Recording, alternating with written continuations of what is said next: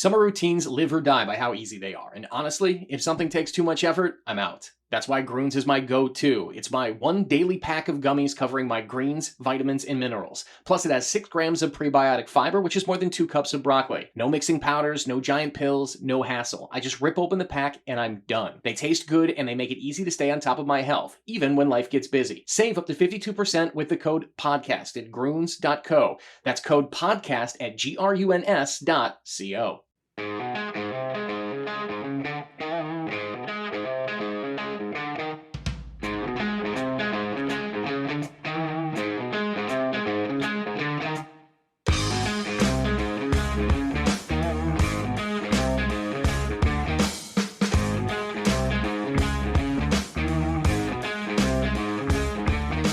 Welcome back. You have found Wooden Sticks here on the Talk North Pod Network. My name is Kevin Gorg, the host of the program.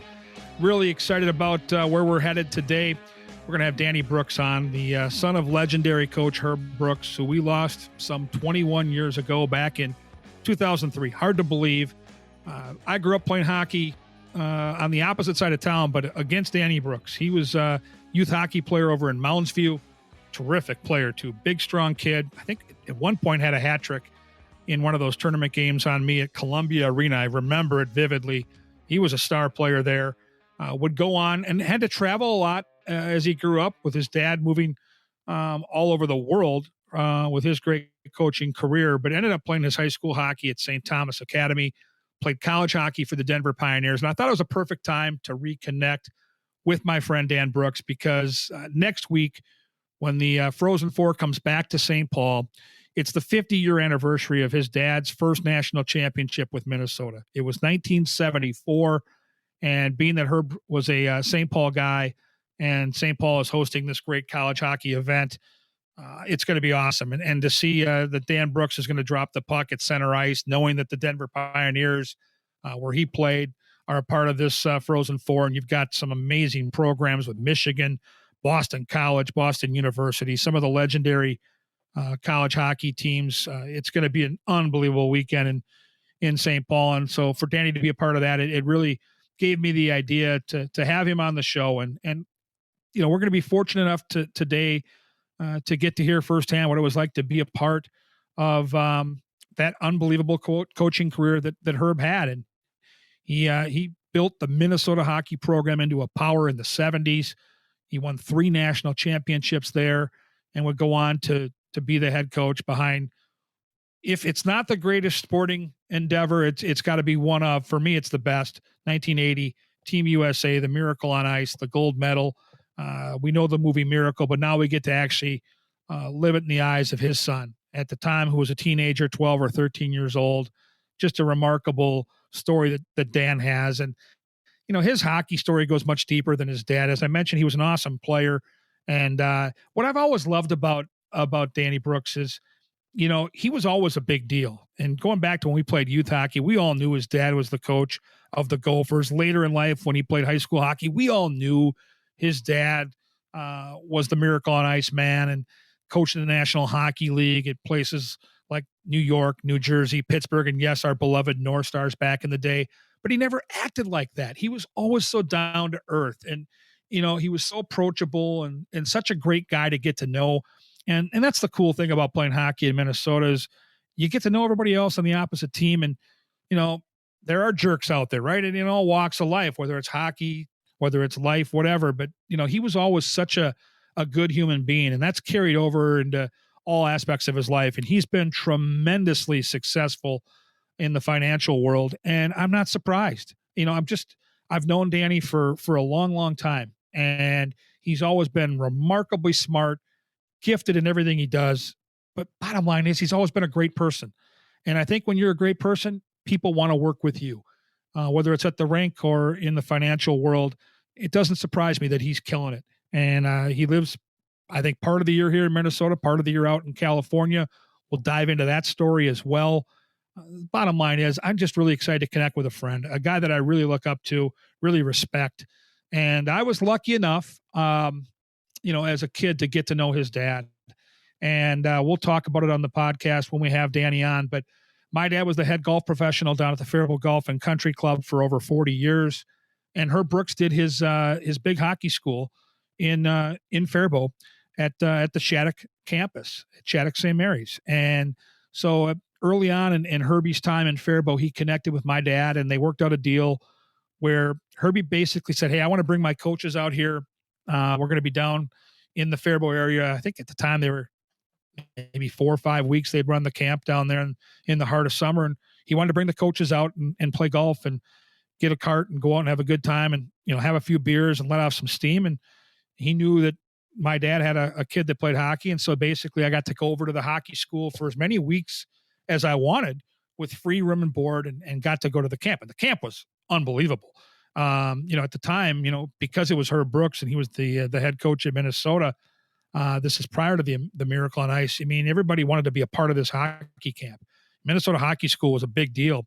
And I remember it vividly because, Herbie at night, we'd have 2 different sessions on the ice. We'd have one session of actual off-ice training, and then we'd have free time and, like we'd play games and do other things off the ice. But then after dinner every night, you'd go into the lecture theater, and Herbie and some of the coaches would put on these videos, and they were reels of highlights of great Gopher teams for all these, 1970s, huge successful WCHA teams, national championship teams. And you'd watch these 2-hour highlights of the entire season. And it was really fun and really cool.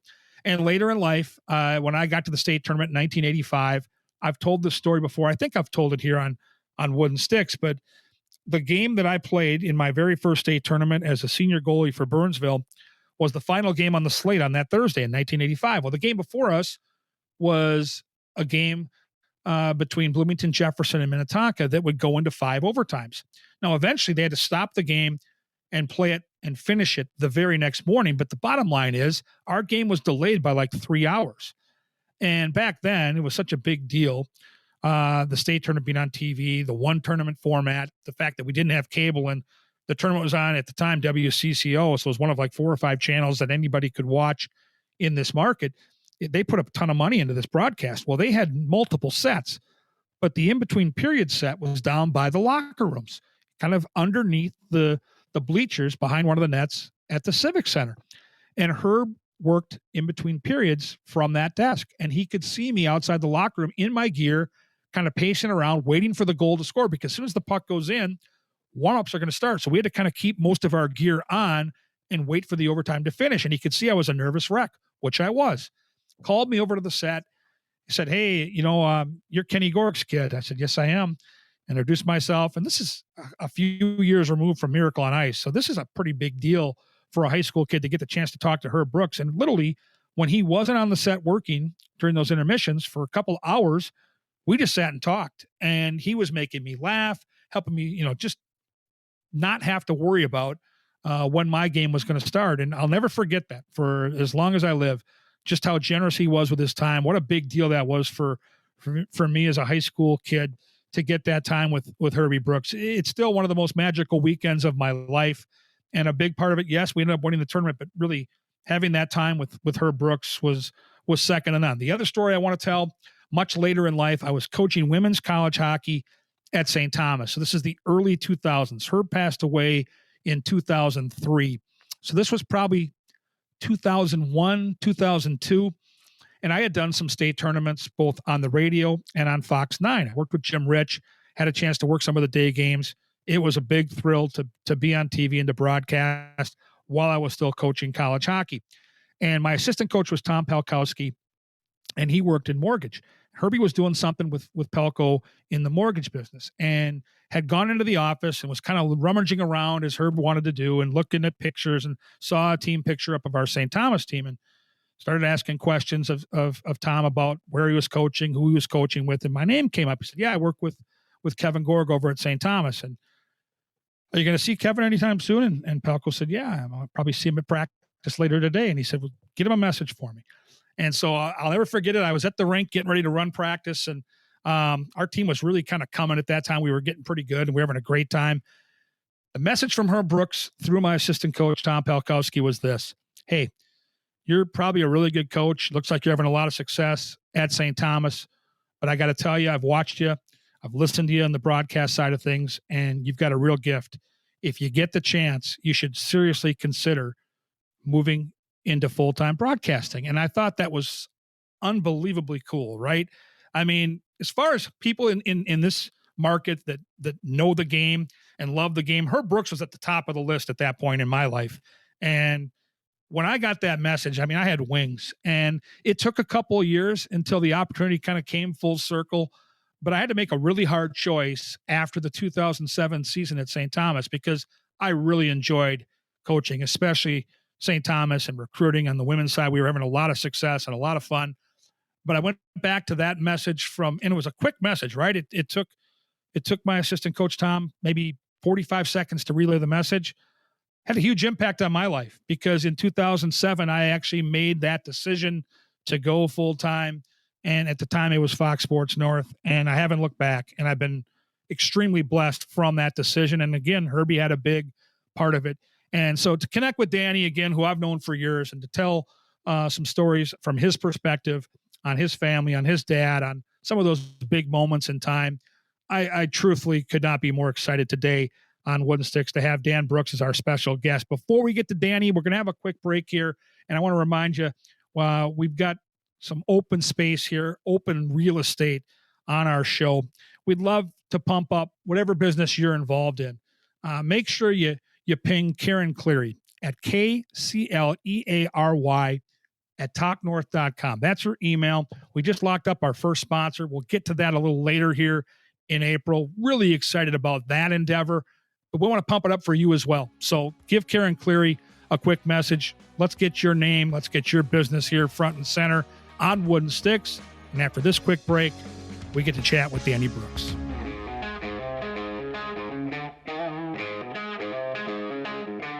All right, we are back on Wooden Sticks. As I mentioned in our intro, really excited to have a good friend of mine on today.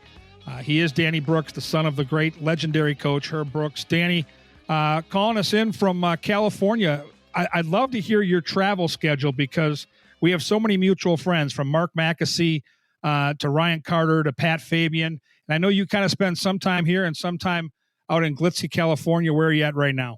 Yeah, well, I'm in Beverly Hills. It's 68 degrees and sunny, not a cloud in the sky, no humidity, no wind, no bugs. I walk, I've got an office in Beverly Hills. I walk the streets of Beverly Hills, and I'm like, my head's on a swivel, and I'm like, I'm from the east side of St. Paul. Is this really happening? And I wonder what my dad would say if, he was alive, I think he'd have something to say, knowing Herbie. Oh, he would definitely have something to say. And I've got a funny story about that too, real quick. I remember the first house I bought, he was coaching the New Jersey Devils. And he was letting me do it on my own. And I was looking in, St. Paul, kind of the Matt Groveland area, an old, the starter houses of those neighborhoods, what have you. And it was between that and, maybe into, Minneapolis. I didn't really tell him Minneapolis. I decided I was going to buy in Minneapolis. He was coaching the New Jersey Devils. It was 1992.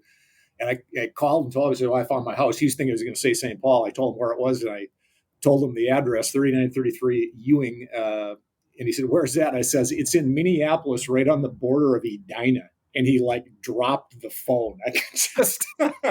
I could just see the smoke coming from his ear, out of his ears. I can't even imagine. Minneapolis and Edina. Oh my. It's the wrong combination for Herb Brooks. I can promise you that. Yeah. Well, and my dad was an east side. Louis Schaefer was my roommate. No kidding. One of my teammates from St. Thomas. And my dad was an east side St. Paul guy. And through the years, your dad and my dad got connected when your dad would do the hockey school down in Faribault. My dad being the golf pro there, they worked out a deal where Herbie could bring the coaches out to golf when they were down there in the summer for the camp. And I was lucky enough to be able to go to the hockey school free of charge. So it was a nice little kind of combo platter there that I was able to connect with your dad at a young age. And I thought it was fitting to connect up with you this week, learning that you're going to be dropping the puck at the Frozen Four.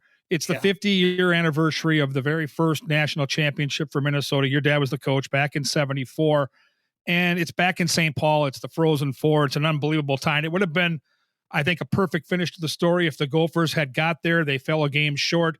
But for you, Danny, to be a part of this and to honor your dad dropping the puck 50 years later, that's got to be pretty special. Yeah, it is. It is. The Gophers did something for that team. It was the last game of the season against Michigan. They had obviously invited all the whole team. About 3/4 of the players were there. Joey Micheletti was a freshman. Joey's a fellow broadcaster, like yourself, Gorgie. He flew in. Buzzy Schneider was a sophomore. They had a great, ceremony in Center Ice, and hard to believe 50 years ago. And that Gopher team had no business beating that Tech team that year. By the way, that Tech team was absolutely stacked. And I don't know if you read Ricey's column, but the semifinal game against Boston U, Polish scored the game winner with a minute left. It was a shorthanded goal. So wow. You want to talk drama. I mean, think about that. A shorthanded game-winning goal in the semifinals of the NCAA. Unfortunately, no one can get their hands on any of the footage of that tournament. I actually didn't make that trip. It was Boston Garden. Wow. They beat Tech. Tech by far was the better team. That was a major upset. I actually stayed with Strelos, Warren and Carly Strelo. I stayed at their house. I was 6 years old, going on 7. And the subsequent national championships that they were in, I actually went to those tournaments. Following year was in St. Louis. The year after that was in Denver, and then the last year, '79, was in Detroit. The interesting thing about my dad and his national championship teams, I don't know if you know this, but his 3 national championships that he won in the '70s, none of those teams were WCHA champions. I did not know that. The only year they won so my dad coached 7 years, 3 NCAAs. He only won the WCHA championship, only finished first once, and that was in '75 when they lost in the Final Four to Michigan Tech. And what that tells me, Danny, is that was the premier league in college hockey, right? I mean, that was the league. Without a question. Without a question. And everybody tried to measure up to that WCHA. And I think, you and I are still old enough to have lived through a couple different eras of, I would call glory years for college hockey in the WCHA. And I think when I started broadcasting then it was Fox Sports North. Now it's Bally Sports, but we would do the WCHA Final 5 in St. Paul at the X. And I'm telling you, it was the premier college tournament of the year with the best players from the best conference. And I get why Minnesota went to the Big Ten. I understand all of the logistics, the money, the coverage. I get it all. But the landscape of college hockey at that point took a pivot, and it'll never be the same. No. I mean, just the nostalgia of those, late '60s, '70s into the '80s. I mean, you think about, the teams that would. I mean, Williams Arena, Gophers against Wisconsin. I mean, come on, nothing like it. Against North Dakota, unbelievable. UMD, but I guess that's progress in college sports. But yeah, the Frozen Four this year, it's kind of old school. I mean, you look at that lineup and you could say, is this 1978? I know. Is this 1985? You've got 28 national championships between these 4 teams. They're maybe arguably, along with Minnesota, 4 of the 5 greatest programs in college hockey history. And you've got your Denver Pioneers in the mix. It's going to be awesome. I mean, I know it's not going to be great for the bars and restaurants in town, because if Minnesota or North Dakota or Wisconsin or all of them were in there, it would be a whole different dynamic. But as far as the quality of hockey, the history of the programs, I don't think you can beat these 4. No, I mean, the only other I guess you could throw Minnesota, Wisconsin, North Dakota in there, would be similar, but no, it's amazing how it kind of come. And I assume you watch some of these games and the talent these teams amazing have. Oh my God. I look at see a lot of NHL superstars that are going to be playing this next weekend in that tournament. Well, and you got the kid that's 17 years old that's going to be the first kid picked in the draft next year for BU. Yeah. I mean, you're seeing generational talent, and he's just one of probably 6 or 8 players that will stand out the weekend of the Frozen Four in St. Paul. And I got to take it back to where we start with this show, which is Wooden Sticks. And I grew up playing youth hockey in Burnsville. You grew up playing over in Mounds View. And even though we were a year apart, I was a year older. We would every other year end up matching up in some tournaments that teams that you were on. Yeah. And I've always wondered this, Danny.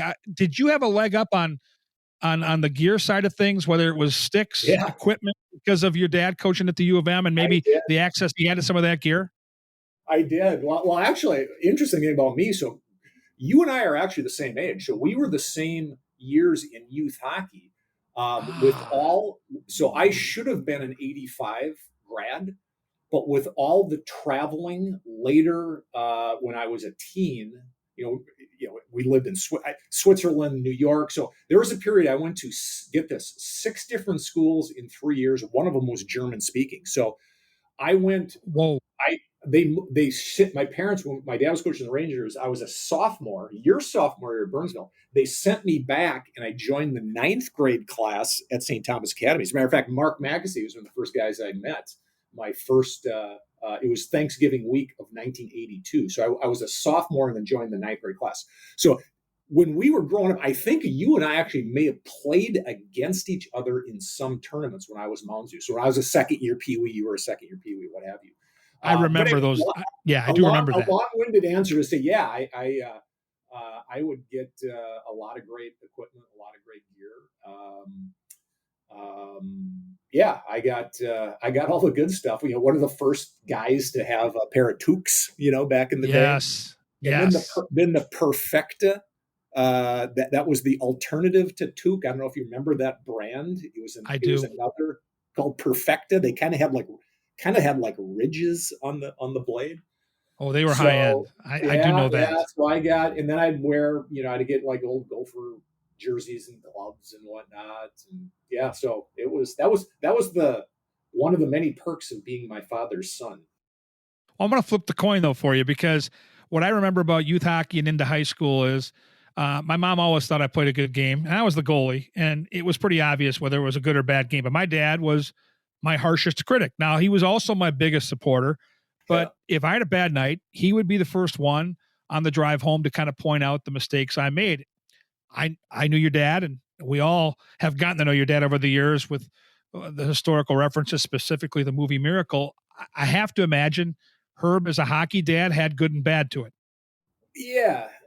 Well, first, to kind of tell a story about him being a hockey dad. So when I was Squirts, Pee-wees, Bantams. Actually, I didn't play Bantams in Minnesota much because we were in New York and Switzerland. He wasn't around a lot. He was so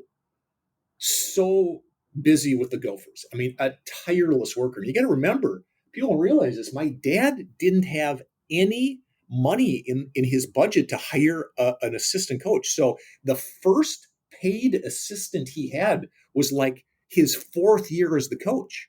So, wow. Yeah, Brad Buto, it was the first paid assistant in like 77. So if you look at a lot of those coaches early on in his career, they were all volunteers. Mike Foley was one, a volunteer. So anyways, he was very, very busy because he did everything for that program. So he didn't really see me play a lot. And during those Squirt Pee-wee years, Rich Horvath was my coach, Mark and Ricky's dad. Okay. Oh, wow. Ricky was the opposing goalie when you won the state tournament. He was. Right, in '85. So Rich Horvath was like a second father to me. I saw Rich more than I saw my own father. So my dad wasn't really around a lot. I was, how shall I say this? I don't want to say this sound like I'm bragging, but I was always like a bigger kid, more advanced. And I remember that. You were a beast. So I was pretty much, especially the second year of my Squirts and second year Pee-wees, I kind of, dominated a little bit, I guess, so there wasn't really, at that level, he wasn't really, he did see me play, went to games, but I don't really remember him, spending much time. The only thing he wanted me to do, he wanted me to play defense. So he talked me into going to the coaches or trying out for D or or whatever. So I went from a forward to defenseman because I remember what he said. He said, good forwards are a dime a dozen. He said, but it's very rare to find a good defenseman. So he really didn't see me play much. And then in high school, I was playing for St. Thomas Academy. He was still in New York. So he kind of saw me towards the end, my senior year, and was involved there. There was a couple of times where he kind of got on me because I kind of, played lazy or kind of took corners or whatever during some recruiting opportunities. I remember Red Berenson came and watched us play one game against Hill Murray, and I just sucked. I was just terrible, and so he kind of let me have it after that game. And then when I was in Denver, he was really involved. There was a couple of years, coached the North Stars my freshman or sophomore year, and then he was quote unquote in between jobs. So he saw me play a lot my junior and senior year. Back glory days of the WCHA, he would travel to, he'd go to Wisconsin, he'd go to North Dakota, go to UMD,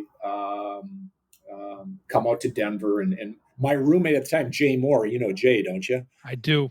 Yeah. So Jack Moore, Jay's dad, those two would travel to all the games, go to Northern and whatnot. And then he was more of a guiding voice because I was drafted by St. Louis and he thought I could, have a career at the next level. And but early on, Gorgie didn't really know just because he wasn't around. He was doing everything for the U.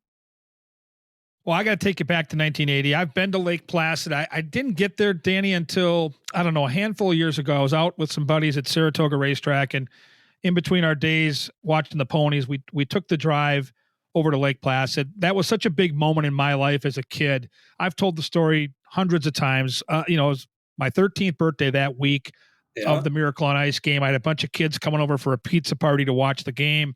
Yeah. Bottom line is, it's the greatest sporting event I've ever watched. And so you were there as a teenager. I can't believe how small that town is. Like going back there, I don't know where they put everybody. Like, I don't get it. Crazy. I'm glad you brought that up because that was the first thing that I was going to say, because I've been back a couple of times and it's like, you're trying to tell me this place hosted the Olympics. It's just crazy. It's like Bemidji or Brainerd, it is. I'm not kidding. It is just like a small town in northern Minnesota. Like you walk downtown, you look around, you're like, this was the center of the sporting world. Like how? So I got to ask you, you were a teenager. What was that experience like? It was crazy. I mean, the stories, Gorgie, I've got plenty. I got going into that, like everybody, no one expected them to do anything. Right. I was just excited because I got to, get 2 weeks off of school. So, I'd never been in New York City. So we flew to New York City, to see the game up against the Soviets prior to the Olympics. Obviously, that is, well. Big loss, right? 10-3, I think. Big loss, 10-3. Could have been worse. I think the Soviets kind of, took their foot off the gas, later in the game. So watch that in Madison Square Garden. I can picture it well. One interesting point, no one really talks about this. That game is sold out Madison Square Garden. It was an incredibly hostile crowd. I mean, hostile. New York fans, how crazy they are. But I mean, the taunting, the commie this, commie that, pinko. I mean, they were brutally hard on that Soviet team. And another thing too, that Soviet team sensed it and they were pissed. The Soviet team actually in that game kind of played a little bit chippy. You could tell they were pissed and didn't want to be there and didn't like that environment. So anyways, that makes sense. That makes total sense now that I think about it. Sure. Yeah. And so then we took an Amtrak from New York to Lake Placid. How fun. And so I remember pulling in and, you heard the stories, the buses weren't working and everything was kind of a cluster. And I remember walking into the rink. The first time I walked in the rink, I remember I could smell the fresh paint, brand new, and they were still working on the arena. You could hear like nails being pounded and saws going, so they weren't like totally ready. And so first game, was actually the morning before, the day before the opening ceremony. And that's when to beat the Swedes. There's probably like 900 people in the arena. It was like a 10 o'clock game. And I remember it was just dead. I remember sitting across the rink in the lower bowl. Actually, there was only a lower bowl. But sitting across the rink, I remember I could hear the Swedish players talking on the bench, kind of yelling down at the bench. I could hear them speaking Swedish. That's how dead it was. I could hear it across the Wow. rink. That's crazy. And then obviously the big tying goal, which, Eruzione had a big one. Obviously, McClanahan had a big one against the Finns. But if Billy Baker didn't score that one, I don't know if you and I'd be talking right now, right? It really did set the tone for the run. And then 2 days later, it just the most amazing thing, how it went from so dead, no one caring, no interest whatsoever, how it absolutely exploded. And just the energy of Lake Placid, it was just, and you got to remember, if you look what Eric Heiden did during that Olympics, might be the greatest, accomplishment in the history of the Olympics. What he did, 5 gold medals in those different, events in speed skating. But the hockey thing just exploded and took obviously the whole town, and you could just feel the whole thing just taken off. So the big game against the Soviets. Yep. Your dad famously leaves the bench right away. How soon after that game do you, your sister, and your mom get to connect with your dad? So we saw him the night before, saw him the night after, which was, because that was a Friday night. We actually went to dinner with him on Saturday night, which was the night between the Soviet game and the Finn game. And actually, if your readers or listeners, I'm sorry, go to my Twitter page, I've actually got a picture of he and I having dinner at this bistro downtown Lake Placid. So I think that was the first time I saw him. Was at dinner, because they were secluded. They were staying at the Olympic Village, and we met him downtown Lake Placid, not much of a downtown, this bistro, and it was packed, and Main Street was wall to wall people, and we had dinner, and he was he was not there mentally. He was like literally squiggling line combinations on a napkin as we're having dinner. So that does not surprise me. Yeah. And he was just, and you could, if you look at that picture on my Twitter account, you could see the look in his face. And then the next morning they played the Finns.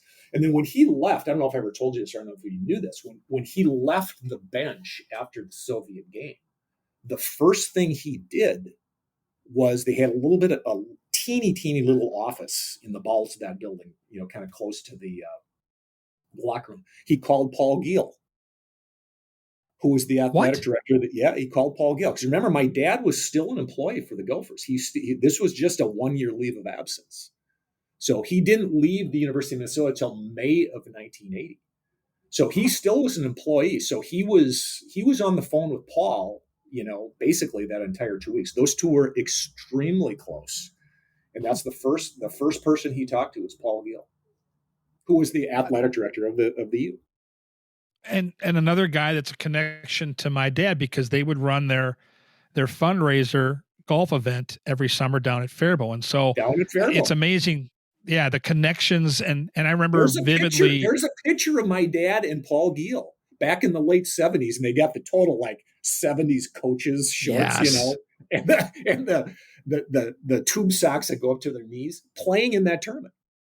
Unbelievable. So, it was a big deal to have your dad come down for that event. And I just think of the influence your dad had and has, again, a lasting influence still on the game of hockey. I'm working a Wild game last night. I knew we were taping this today, and I'm looking at Joel Eriksson-Ek, and I'm looking at Jonas Brodin and Kirill Kaprizov, and how your dad was the first one that really understood if the National League was going to get where it needed to go, they had to bring those players in from Europe. There had to be more of an influence. And back in the 80s, it was just a smattering, man. And it wasn't the right players. I mean, Perol Brassar was a guy that played for the North Stars in the early 80s. He wasn't Kirill Kaprizov, but your dad had that vision. The way the game is played now, Danny, is exactly what your dad was trying to push into that Olympics and then beyond. It's got to make you feel pretty good. Like, it's just amazing that now 21 years removed from his passing, I still see his influence on the game at the highest level. Yeah. He was a smart guy. He saw a lot. He was correct, and he was very visionary. He was very prophetic. He saw things and predicted things that have come true. And you're right. Late '70s hockey was an ugly game. Broad Street Bullies. I mean, that was kind of fun to think about, fun to reminisce, but in reality, it was not. It's kind of a little bit of a blemish on the game.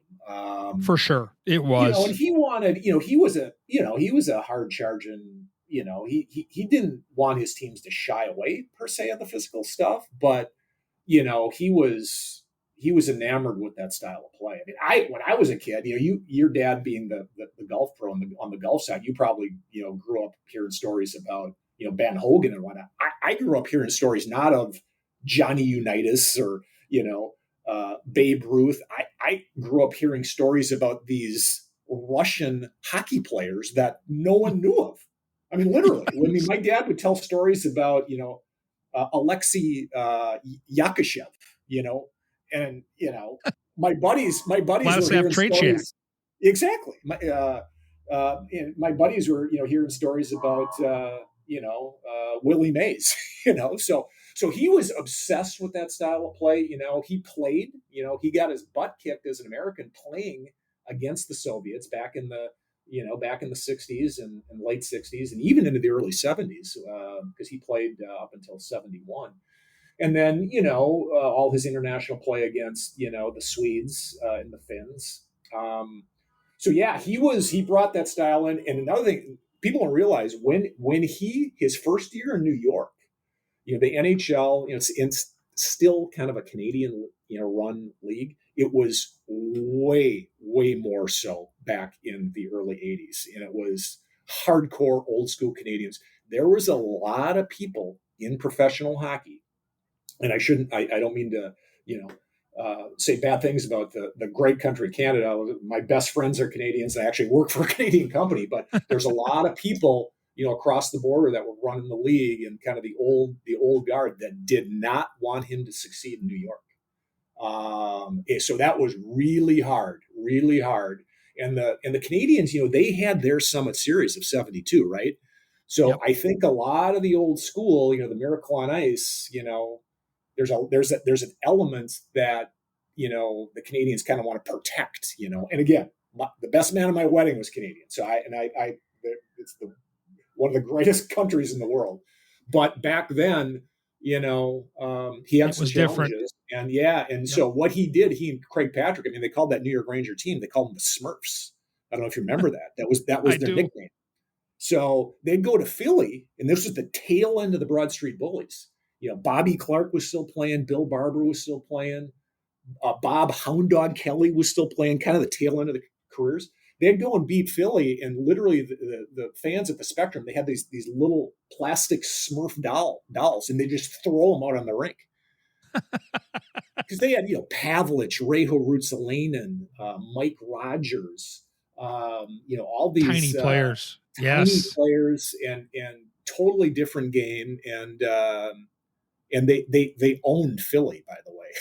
that was Philly couldn't skate with them. They right. owned Philly, yeah. So anyway, he would look at Kirill, and he would absolutely love Kirill, and he would love Eck. He would love Eck because, again, my dad liked he called the front of the net. You probably heard this. He called it Bloody Nose Alley, and Eck personifies, owning Bloody Nose Alley, right? Best I've ever seen, honestly, as far as pro players go. He takes a beating every single night and never changes. It doesn't matter when you're playing, early in the season, playoffs, mid-season, he always finds his way and he drives the opposition bananas. Absolutely And I mean, does. your dad would Yeah. have loved that. He And would have loved it. He would have so the loved it. first time you see the movie Miracle, and again, Yeah. I'm a movie buff. I've seen every sports movie known to mankind. I got to tell you, as just an outsider and a fan of that being such an important sporting event in my childhood, I loved it. It's got to be a whole different perspective when you're Danny Brooks and you're going to the movie theater to see that movie and Yeah. your family's Yeah. portrayed. And a lot of this is about the relationship, that your mom and dad had, and your dad and his obsession with this job of beating the Russians. So you walk out of the theater. What was your very first impression of that movie? So great question. A little bit of insight. So I saw the movie when it was about 85% done. I was fortunate enough to come out to what they call the press junket. Do you know what one of those Oh, are? sure. Yeah. Mm-hmm. So I came out to the press junket.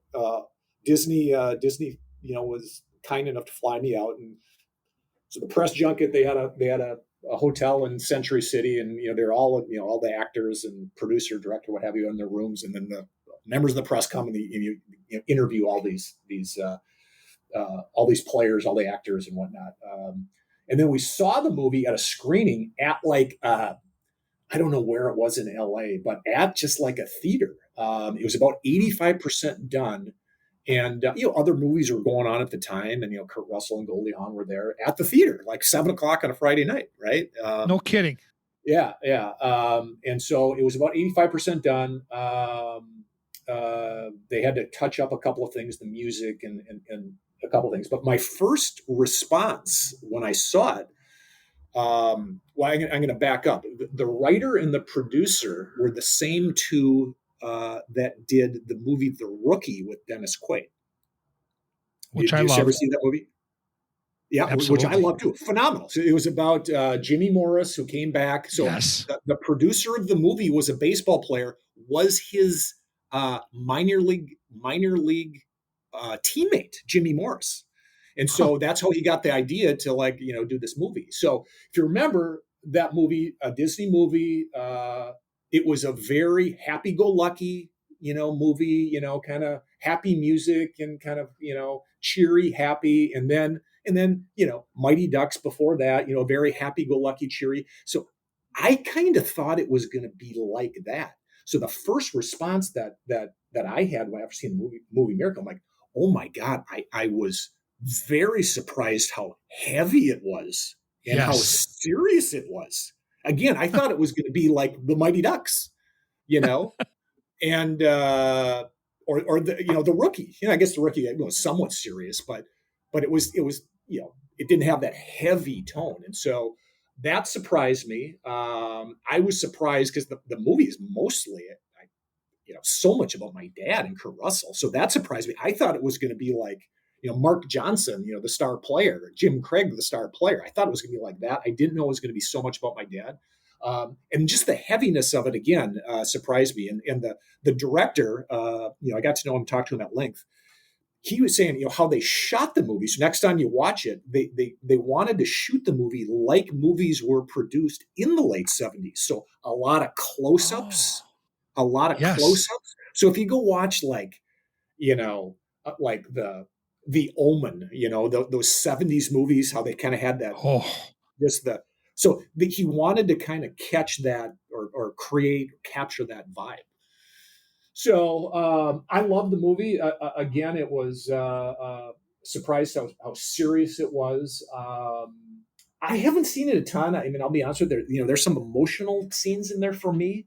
I've only seen it probably 4 or 5 times, and that's obviously a lot to see a movie. But compared to so many people out there who've seen it, I've seen it 50 times. I mean, I've seen it at least 50 times, and I love how they tied the music into it. The music's a big part of that movie for me. And I go back to the start of the movie, Danny. For all of us that grew up in that era, where the country was at, I thought speech? They caught it like that right away. You're like, okay, I get this now. I think a big part of what you explained earlier, being in Lake Placid and how that thing just took off and had a life of its own. It manifested this entire country and really for a sporting event, it became the Super Bowl for like 2 weeks straight. Honestly, I mean, but that was a big part of it. Where we were as a country, we were kind of lost at that time, and we were downtrodden. And this group of college kids kind of changed everything. Without a question, it was. So yeah, I mean, it wasn't. I always tell people, look, this was not a sporting event. It was more than a sporting event. This was a piece of major American history, for sure, beyond any sporting event. And the beauty of that movie, I thought that captured it so well. I told the writer this, how there's the scene where Carter is giving his, this is a crisis of confidence speech. And then they're showing the 80 team. They're out there playing football in the snow. So here you got the country that's just absolutely in the tank. And then boom, here's 20 college kids that are going to like pull us out. They have no idea what they're doing. Like they're out there just being kids, right? They have no idea. They're just out there. They're playing. So yeah, I thought it was. I thought the movie was phenomenal. Another thing about the movie that was a little bit. I talked to Kurt Russell about this at that weekend when I saw the movie for the first time. He portrayed my dad. He acted like my dad did when my dad was older. Not because my dad was 42 years old in 1980. That's crazy to think how young he was. So that Kurt Russell character, I thought, was more like my dad when my dad was in his 50s and 60s. Kind of a slower talker, a more deliberate talker. Had the bifocals. Where my dad back then was a little bit more animated, a little bit more Bobby Knight-ish. Yes. But he did portray my dad to a T like my dad when he was older. That would be the only thing that was a bit, I guess I would use the word off. And I think that makes sense because your dad was a part of this. And I think Kurt Russell had a chance to visit with your dad, but he's seen your dad, 20 years later. He just doesn't know 42-year-old Herb Brooks. So that does make sense to me. Yeah, he didn't want to, and he said it would be physically, he goes, I could have tried to look like a 42-year-old, would have lost some weight. And he said, then my face would have been like saggy or whatever. So he actually elected to kind of portray an older Herb Brooks, which is fine. I think it's one of Kurt Russell's greatest acting jobs, quite frankly. Yeah, I agree. Totally agree. And he was better than Carl Malden. Remember Carl Malden? I mean, one of that whole thing.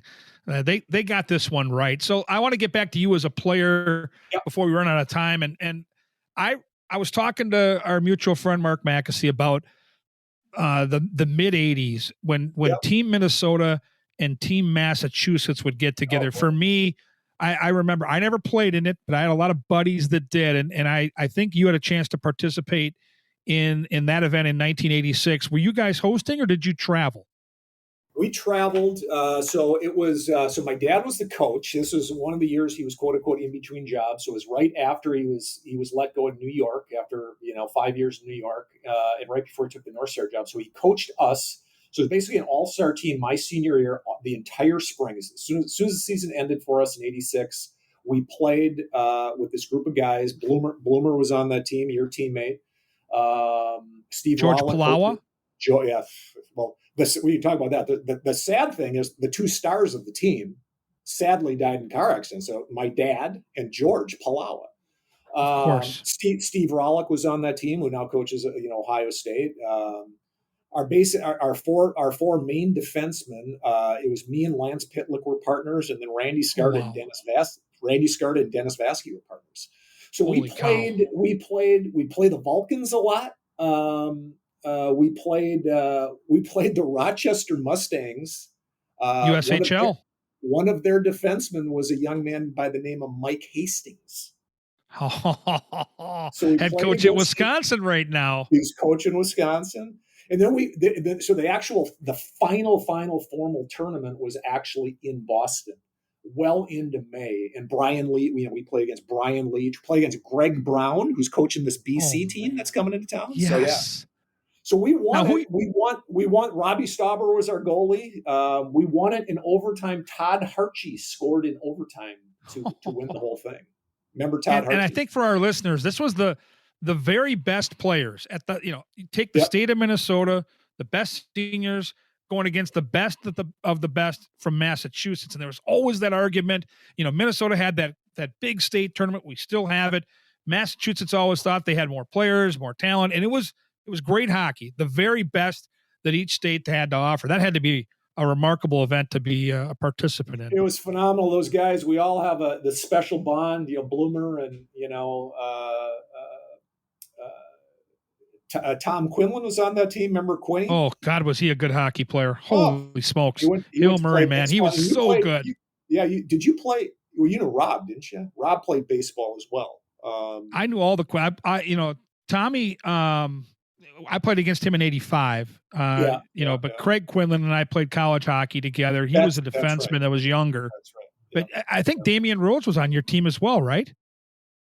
Damian was not. So surprisingly, he was not. So our goalie, Robbie Stauber, was our goalie, and then Steve Nelson from Grand Rapids.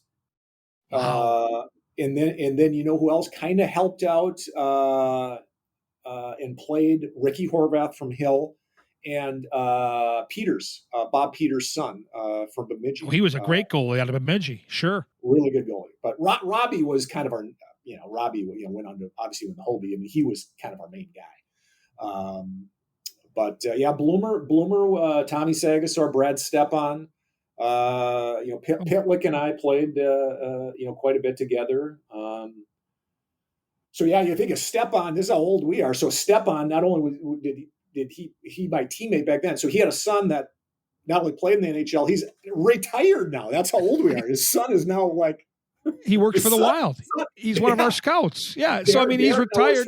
So, we both played in the 85 state tournament. So now feel old. Yeah. I do. I every time I see him, I'm like, oh my God, I played against your dad and now you're retired. This is depressing. Unbelievable.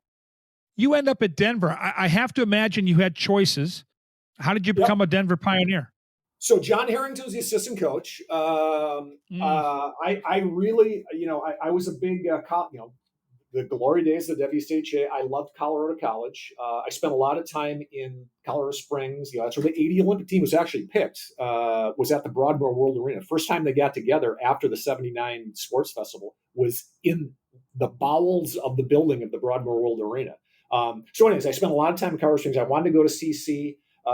Minnesota was in the mix. Wisconsin a little bit came late, but it's kind of between Denver and CC. And '86, I don't know if you remember this, Denver were WCHA champs, was WCHA champs in '86. They swept Minnesota early at Williams Arena in the fall of '85. And I'm like, oh my God, these guys are unbelievable. Then they swept Minnesota in Denver again later in the year.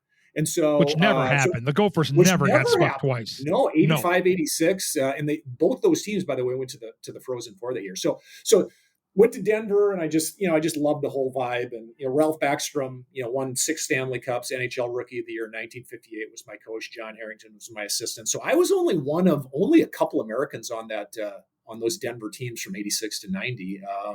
All my teammates were pretty much all Western Canadian kids. I had a ball, great school. Living in Colorado, playing in that league. During those years. The sun shines in Denver more often than Southern California. So great experience. Loved it. Had some epic battles against the Gophers in North Dakota and, UMD, and phenomenal experience. Now you had a chance you were drafted by the Blues, I believe, and your dad knew it. I think you knew it as well. Pro hockey might be something you could end up doing. Now we're going back in the time machine, and we know now how successful you've become in the financial world. How long did you pursue professional hockey, and when did you realize you want to do what you're doing now? Yeah, I was a little bit burnt out. I just, it was time to move on. I worked hard in school and wanted to pursue something, different. And, I had a lot of older friends that were playing in, the international league. And I'm like, I don't want to play in Peoria, Illinois for $17,000 a year and bus to Fort Wayne. And I'm just like, it's time for me to move on. So, It's So worked out yeah, okay. back then, not as many college kids were going, to the bigs back then. Way more so than the '70s. But today, obviously these college kids are becoming NHL superstars. It kind of reminds me of my dad. My dad was a top of. Think about this. My dad, when he played in the late '60s, he was the top, I don't know, 10, 15 American hockey player in the country. So there's no way in hell he would have had a chance to play in the NHL. Now, think about this. If you're the 10th best American-born hockey player, you're an NHL superstar. You're a first-round draft pick. It's a different world. Totally. So it's a completely different world now. So I had playing in the WCH 4 years for University of Denver. I mean, I wouldn't trade it for any. All right, Danny, we're to the final leg of the journey. It's the hat trick hot seat. I'm going to ask you 3 questions. There's no wrong answer, and you've already ruined it because I can't ask you the best sporting event you've ever attended. We know that already. You were there in Lake Placid in 1980, so I've got to shuffle the deck a little bit. I'll start with this one on the hot seat. Is there we all kind of went back to watching TV series during the pandemic, and maybe you go back even further like I do to Seinfeld, which is my answer, but your all-time favorite television series to watch? Oof. This is kind of a guilty pleasure. Might be a little embarrassing. I kind of like, and again, you and I are the same age. I think you're probably 2 months older than me. I got to tell you, rare, and you don't see it too often, but when Gilligan's Island's on. Yes, I knew you were going there. Yeah. To watch Gilligan, I mean, it's like, you got to be kidding me. This was actually a show, and I love those reruns, those after school in the '70s. You come home, watch Gilligan's Island. Oh my God, it's the best. I never missed it, but I have to, again, there's a follow-up question now, Ginger or Marianne, man? Yeah, I was a Ginger all the way. Okay. By the way, Tina Louise is the only remaining castaway alive. The bombshell. Of course she is. Again, of course she is. All right, next question. You're going to play golf, probably out at a really nice golf course in California later this weekend, and you can pick any 3 former professional athletes on planet Earth to join you to be a part of this foursome. Who plays with Danny Brooks this weekend? It doesn't matter the sport. They obviously have to be alive. Is that right?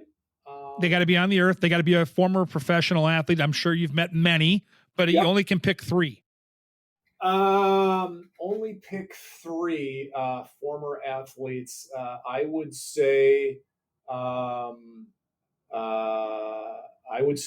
Gretzky. Yes. That's an easy one. I would say Gary Player, that's a little bit out of left field. And I would say Barry Sanders. Oh, what a great pick. What a great pick. Because Gary Player is the outgoing one. You got Barry Sanders, the shy one, maybe the greatest running back in the history of football. I absolutely loved him.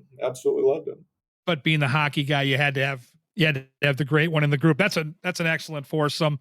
Great answer. And we're going to close with this one. I'm guessing it's going to be very similar to my first concert, but the first concert you ever attended, where was it? What year was it? And who did you see? Easy one. 1981, St. Paul Civic Center. Ted Nugent. It was the Wango Tango tour. He entered the stage. He swung on a rope wearing a loincloth and a big Indian headdress. I love it. I just love it. Ted Nugent, 1981, Wango Tango tour. So you probably had to get dropped off at the concert and picked up, I would imagine, by mom, I'm assuming. I did. Yeah, I did. I was a big Kiss fan. My parents never let me go see Kiss just because I had to hide those albums. No, I'm with you. I grew up a strict Catholic, and I had to hide my Kiss albums for years and play them when my folks couldn't hear it. No, honestly, that was a legitimate thing. My first concert wasn't until '83. was at the Met Center, and Bryan Adams was the warm-up act, if you can believe For that. Journey. I mean, For Journey. I remember that was a big, they're like 3 shows, right? Bryan Adams and Journey, right? Yep. It was amazing. I mean, and Journey to this day is still my very favorite band. And I between the Met Center and the Civic Center, I saw Prince later in the era of Purple Rain on Christmas Eve day. Over Christmas, yeah. I got in big trouble for that. I was at that same show. Oh, we were so lucky. Like, Minnesota's always been able to get some of the greatest acts in music. And because we have so many great musicians that grew up in this era and in this area, just phenomenal. So yeah, fun to circle back. One last point before we go about parents and music. I remember growing up back in the day, like in the late 70s, like the Rolling Stones. I mean, when rumor had it, like the Stones were coming in town, like they were going to play the Civic Center, our parents were like, oh my God, the Stones are coming to town. Like, lock up your daughters. I mean, literally, that's what it was like. It was 100%.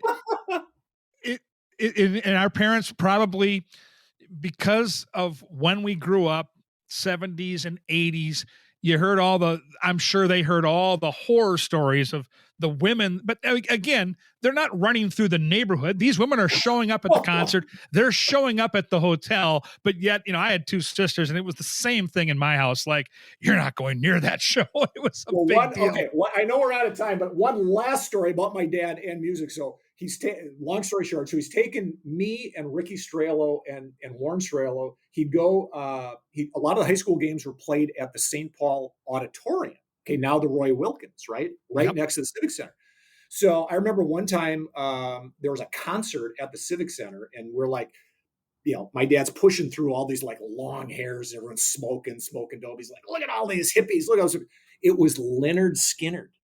Yes. Played at the Civic Center, and there's a high school game next door, and my dad's taking us through the crowd of the Skinner concert before the plane crash, by the way. Can you imagine? So it was the original band members. 1976. He's taking us to a high school game at the auditorium, and Skinner was playing at the Civic Center. I vividly remember going to some Mariner Dolphin games in that same time of our hockey. Back in the day, old school high school hockey. Mariner Dolphins no longer around. They had the region. The regions were played there. It was a great place to watch hockey. Oh, phenomenal! Oh, yeah. Unless Leonard Skinner was there and your dad was freaking out, that's a whole different problem to have. But great, Danny, great memories. Really can't thank you enough for this walk down memory lane. We'll have to have you on again. Just there isn't enough time to cover the ground I wanted to get to. I've got like 15 other things in my notebook that I didn't get to, but just hearing these stories and having the chance to kind of go back with you to such a special time. I know for your family, but for all of us that love the game, and in 1980, for most of us of a certain age, the greatest sporting event that we'll ever live through. So I can't tell you how much fun I had today. If you want to get to those other questions, I'm game. I had a blast. Thanks for having me. Thanks again. We'll be right back. Quick break here. You're listening to Wooden Sticks on the Talk North Podcast Network.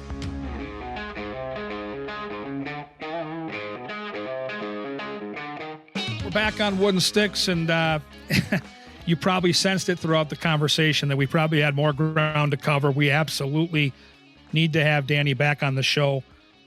Love the way he can really tell stories, and I can sense just the love and passion in his stories about the game of hockey, but more importantly about his dad, and rightfully so. Right when your dad is Herb Brooks, I just can't imagine just how much you miss that. You miss the conversations and reliving some of those great moments. We lost Herb way too young at 66 back in 2003, and as I mentioned, you could sense it too listening to our conversation here. They don't come any better than Danny Brooks. Just a wonderful guy, a tremendously successful person. He's always been that guy, but you'd never know it seeing him. He's always carried himself just with so much composure and just such a humble human being, and just really thoroughly enjoyed tapping into some of those great hockey stories that he had today. And, going back in time and being basically transported back to Lake Placid in 1980. And I think the wonder of it all when it comes to great moments in sports is even if you weren't alive like Danny and I were and teenagers at that time, because of the movie Miracle, because of the internet and going to places like YouTube where you can actually watch some of those broadcasts back, the documentaries that have been out there on ESPN and other networks, he can put you in a place that you can relate to because you've seen enough of the other coverage to kind of understand what a big deal it was.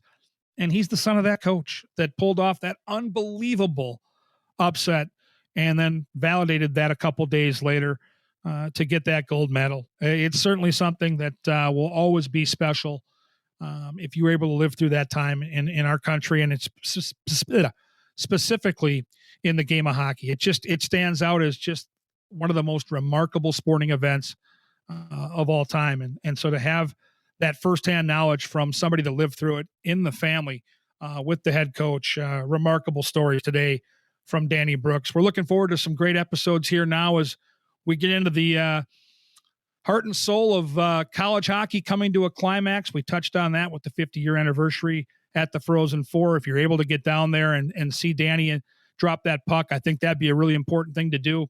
It's going to be an awesome weekend. And even though we didn't get any Minnesota connections or North Dakota or Wisconsin fans to the metro area with those four programs, it's going to be a tremendous weekend of hockey. And Dan Brooks will be dropping the puck for the 50-year anniversary of the 1974 National Championship.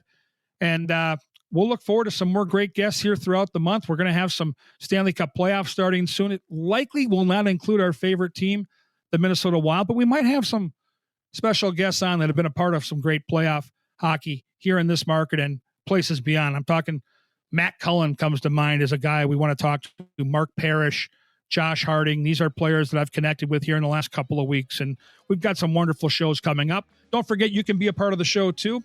Karen Cleary is the hook. We'll get you on our show. You'll be one of the sponsors here that we can pump up week in and week out on Wooden Sticks. It's K Cleary, Cleary, at talknorth.com. It's Wooden Sticks. I'm Kevin Gork. We thank you for listening and look forward to our next show coming out next week.